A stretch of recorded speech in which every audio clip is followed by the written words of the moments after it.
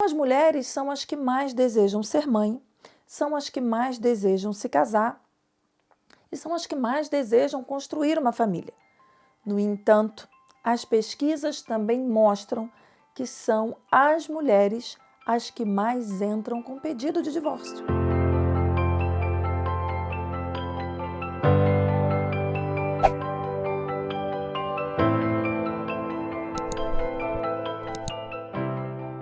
Olá, sejam muito bem-vindos ao nosso canal. Eu sou Sayonara Machado, psicóloga clínica especialista em casal, família, relacionamentos. E no vídeo de hoje eu quero trazer um assunto muito interessante: casamento, divórcio e recasamento. Segundo as pesquisas, as mulheres são as que mais desejam se casar. São as mais sonhadoras no que tange ao assunto família, né? As mulheres também são as que mais desejam ter filhos. E veja bem, quando eu digo também, quando eu digo são as que mais, eu não estou excluindo os homens. Muitos homens sonham em ter uma família, sonham em ter filhos, mas estatisticamente falando, e eu vou deixar referências para vocês aqui no vídeo, tá bom? Para quem se interessa nesse assunto e para quem gosta de aprofundar um pouquinho mais os estudos, eu deixo também lá no meu canal do Telegram, sempre que eu tenho referências como essas, eu deixo lá no canal do Telegram também. PDF, de livro, tudo que eu puder, tá bom? Então, se você quiser, é só ir lá também, que eu vou deixar referências sobre esse vídeo. Então, segundo as pesquisas, né, as mulheres são as que mais desejam se casar. Não que os homens não desejem, desejam também. As mulheres são as que mais desejam ter filhos. Não que os homens não desejem, tá? Eu estou deixando bem claro, porque às vezes os homens se sentem um pouquinho excluídos. E não é para ninguém se sentir excluído aqui, tá? Aqui é para todo mundo se sentir acolhido e muito bem recebido. Eu quero que vocês entendam que eu estou falando de algo assim, tecnicamente falando. Então, as mulheres são as que mais desejam ser mãe, são as que mais desejam se casar e são as que mais desejam construir uma família. No entanto, as pesquisas também mostram que são as mulheres as que mais entram com pedido de divórcio. Nossa, é curioso isso, né? Mas são as mulheres que mais pedem pelo divórcio. E por quê? Já que era ela que queria se casar, por que ela é a que mais pede o divórcio? Por que será? Ela é a que mais pede o divórcio justamente por ser a mais sonhadora, a mais idealizadora. E então ela idealiza uma família que muitas vezes não acontece, né? É claro que o divórcio, ele envolve aí uma série de questões, né? Você se casou e você faz o possível e o impossível, muitas vezes, ou na maioria das vezes, né? As pessoas fazem o possível, fazem o impossível para aquilo dar certo. Mas nem sempre é como a gente deseja. E nesse momento, né, que o casamento não deu certo, nesse momento que esse plano falhou, vamos dizer assim, entra o divórcio. De modo geral, a pedido das mulheres, porque aí já é uma outra pesquisa, né, que mostra que os homens não se separam até que arrumem uma outra mulher. Então, de modo geral, o homem não se separa, ele troca de mulher. Ele não se separa por se separar, entende o que eu quero dizer? Ele não se separa simplesmente para ficar sozinho, arrumar um apartamentozinho para ele, porque ele quer ficar no cantinho dele. Não. O homem, quando ele pede o divórcio, de modo geral, tá, gente? Estrelinhas aí, porque aí, de repente, você é homem, está ouvindo aqui e fala assim, não, eu não tinha ninguém quando eu pedi o divórcio. Pode acontecer? Claro que sim, tá? Mas, de modo geral, quando o homem entra com esse pedido é porque ele já tem uma outra família ou porque ele já está com uma outra pessoa. Mas a mulher não. A mulher, ela pede o divórcio pela insatisfação emocional, pela não concretização do sonho idealizado de ter uma família, de ter filhos, etc. e tal. E, às vezes, ela já está até com filho, um, dois ou até mais. Mas mesmo assim, existe a insatisfação, né? Existe esse sonho foi frustrado, foi quebrado. Então ela deseja o divórcio. E esse é um motivo, mas pode ter vários motivos, né? A incompatibilidade da própria família, você não consegue se adaptar a essa outra família que agora você faz parte.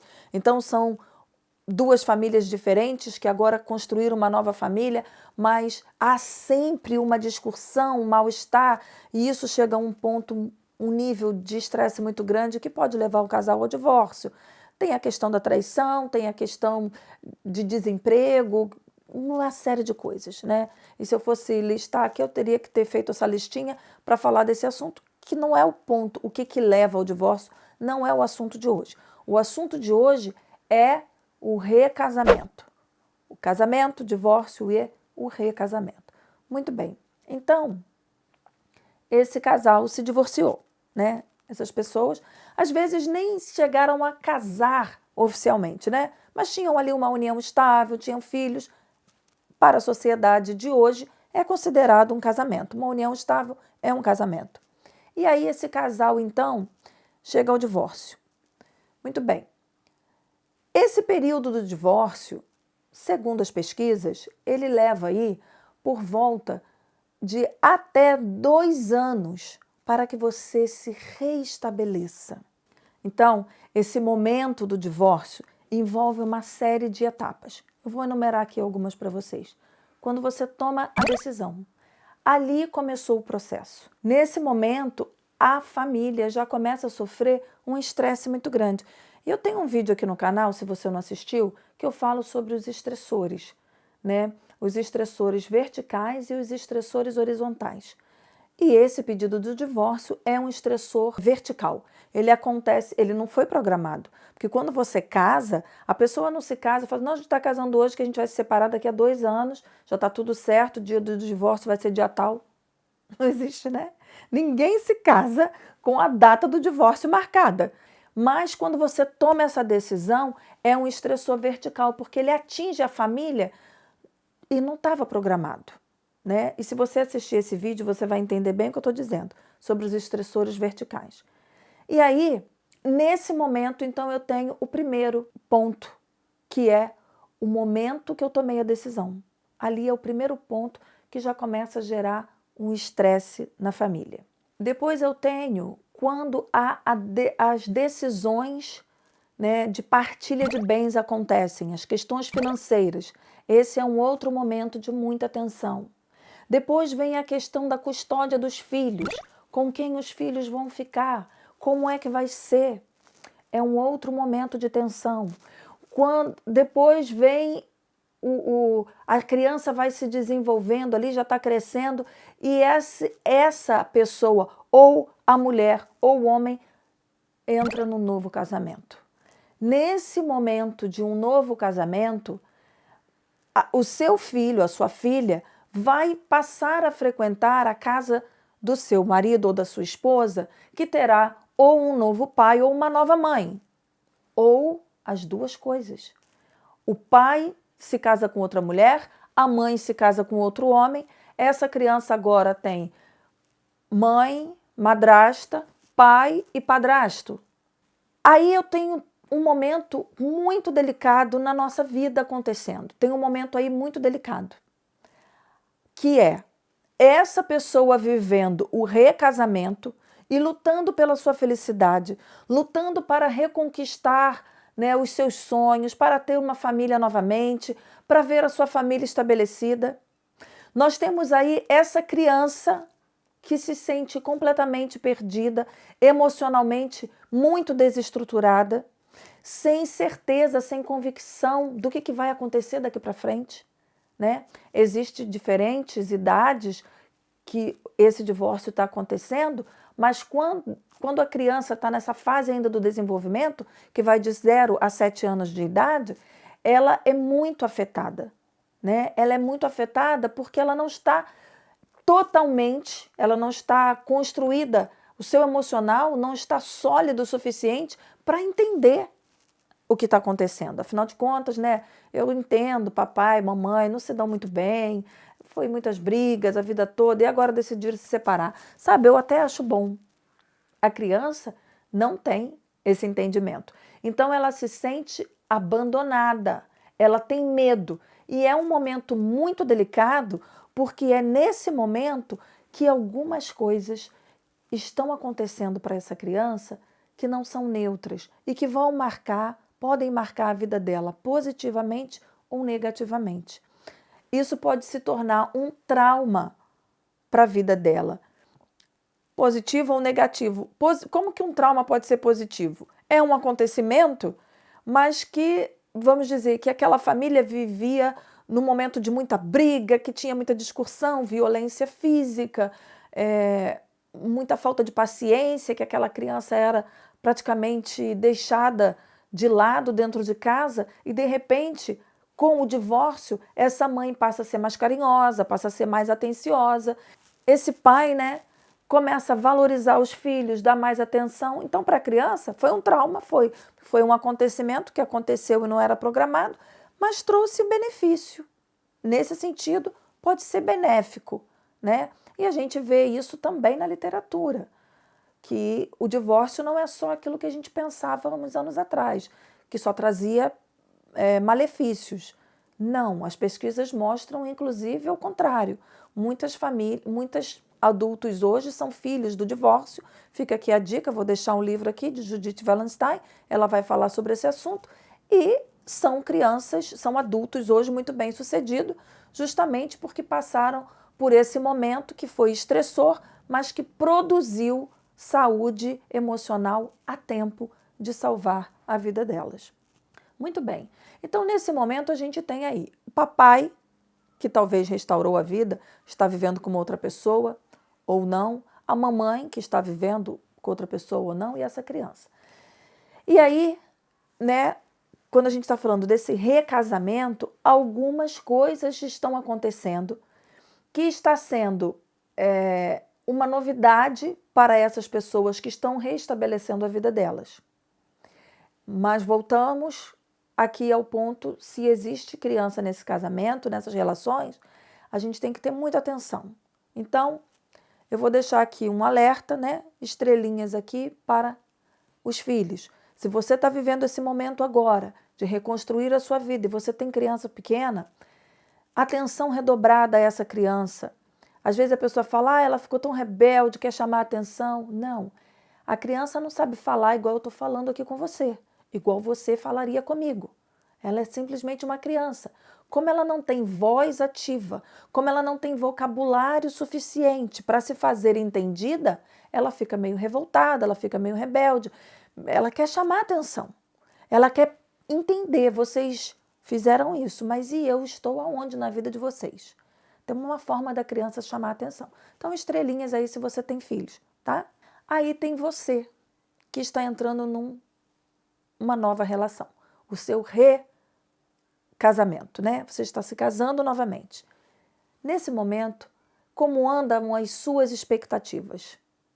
De modo geral, as nossas expectativas, elas não vão baixar. Elas estão ainda altas e continuam altas, com o desejo de ter uma família, de ser feliz, de ver os nossos sonhos sendo realizados. E é bom ter essa expectativa alta ou não? Sim, é bom.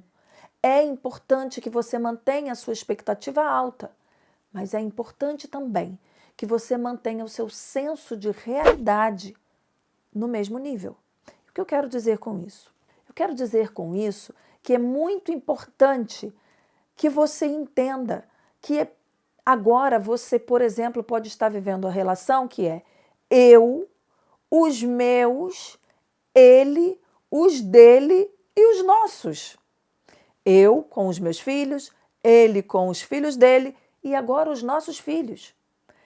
Então isso é uma outra estrutura de família. É uma família mosaico, é uma outra estrutura familiar.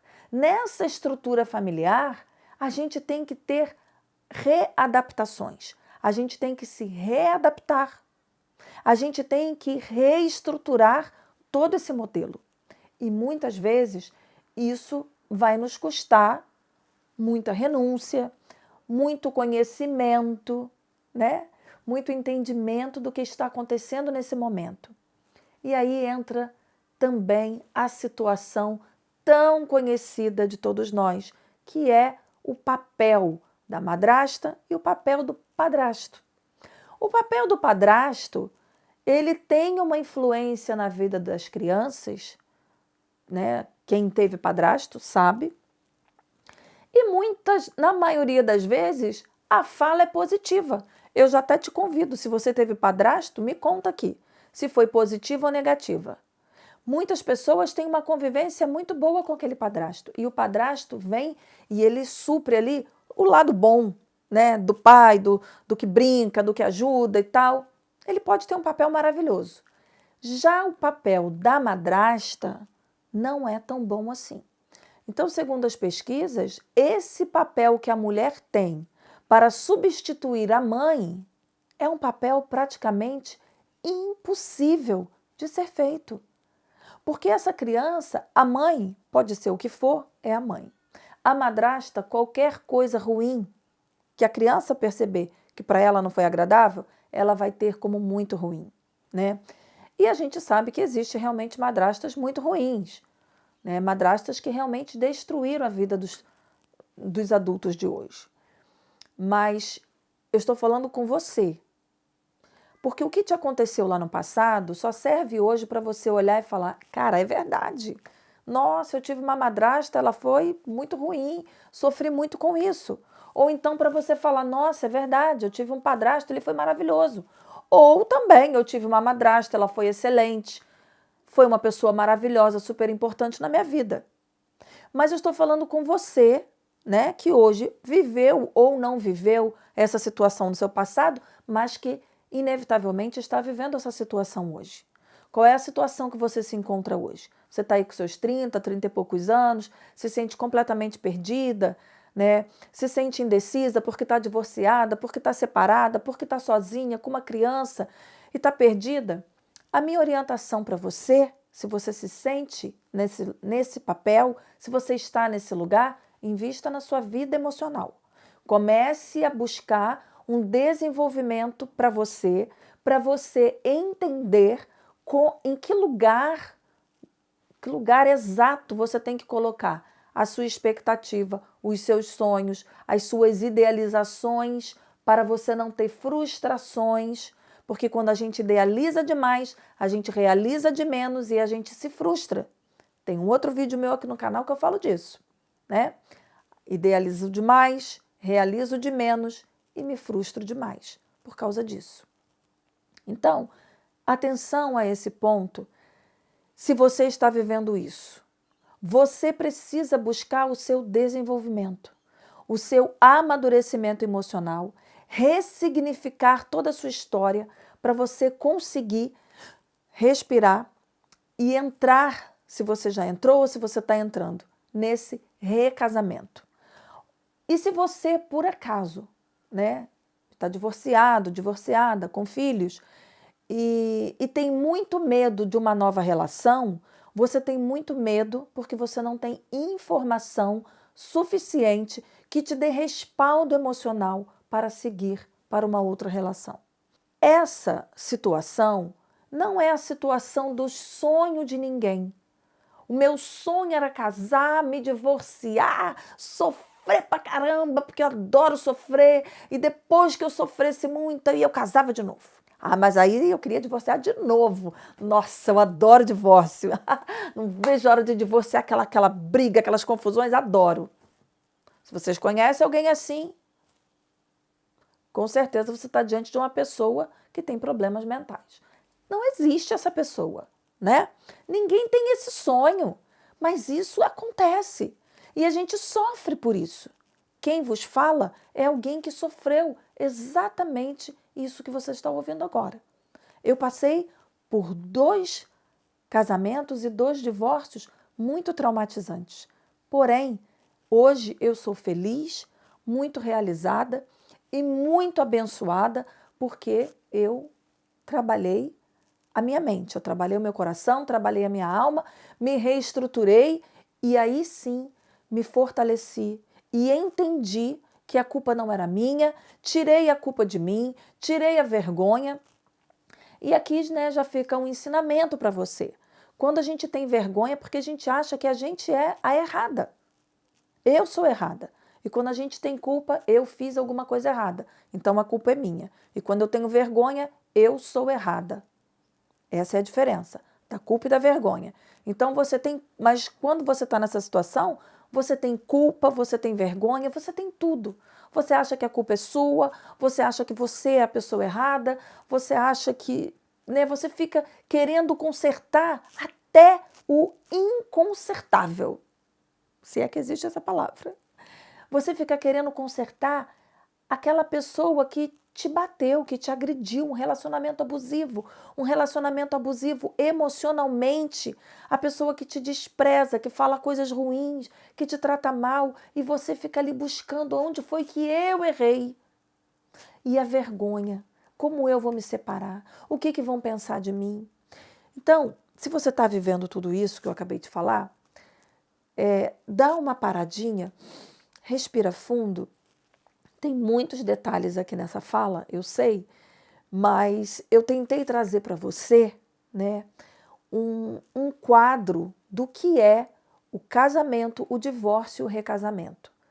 Como que estão os seus sonhos?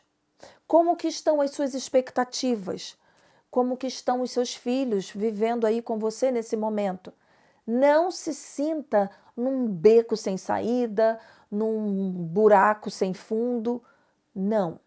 Se você chegou no fundo do poço, maravilha.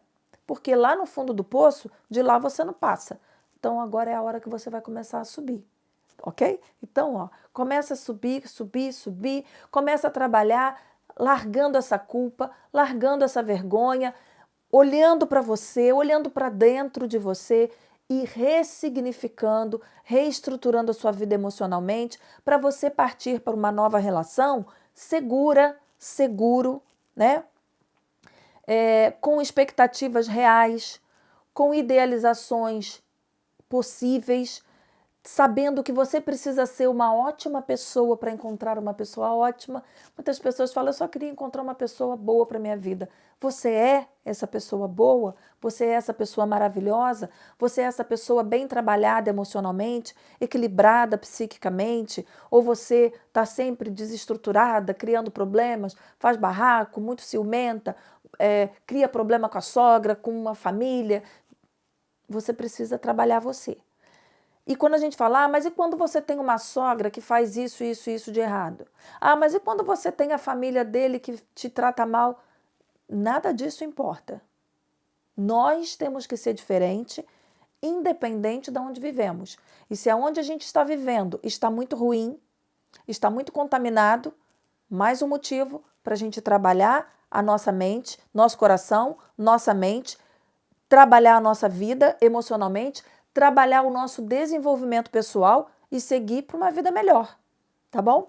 Então, essa era a mensagem de hoje. Se você gostou desse vídeo, deixa seu like, que é muito importante para mim, é muito importante para o YouTube, né? Mostrar esse vídeo para outras pessoas. Se você gostou, compartilhe também e deixa aqui para mim. Por acaso, você é filha de um divórcio? Você está vivendo esse momento do divórcio na sua vida? Você está indo para um novo casamento? Você já está num segundo casamento ou terceiro e está vivendo ainda esse momento de conflito emocional?